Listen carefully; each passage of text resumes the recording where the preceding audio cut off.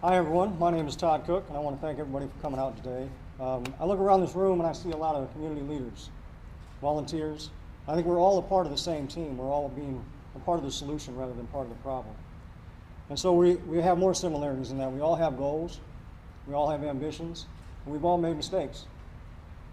So we're also all here to celebrate peer support. And this all goes back to where it started, which is with a lady named Sherry Mead. She found herself going in and out of mental hospitals all of her life. She was told she was sick, she was labeled, said she was mentally ill. And she identified with this and it caused a lot of shame for her. She had to process that. So through her time in the mental hospital, she was told that she was going to lose her kids. And one of the nurses told her that you got a choice.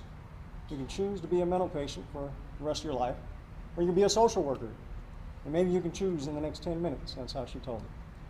So Sherry Mead, she made that choice. She decided that she was going to get out of that cycle.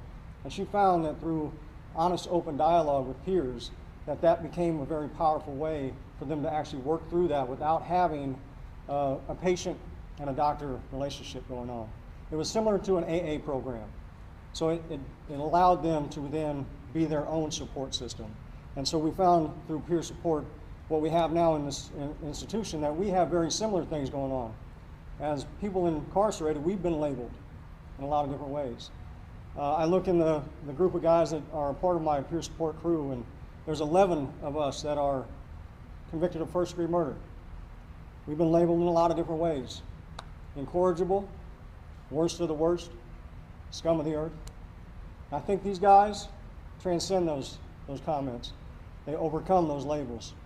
But I think it's important that it's understood that we do this as a voluntary basis.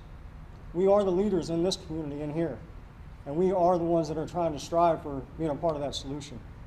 So with that, we would do that no matter where we're at, whether we're in an institution here, at work release, or in the community out there. I think that's a very important aspect to how we live in here. It's similar to what we would do no matter what.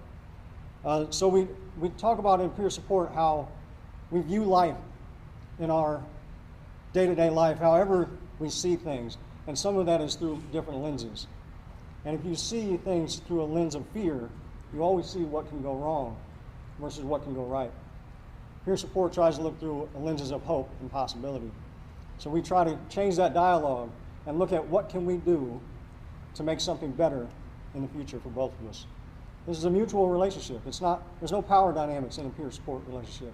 And so we try to look at how we can improve each other's lives by being there for one another through discussing our shared experiences. And if we focus on hope and possibility, I think we have a lot we can do and a lot we can accomplish together. So thank you.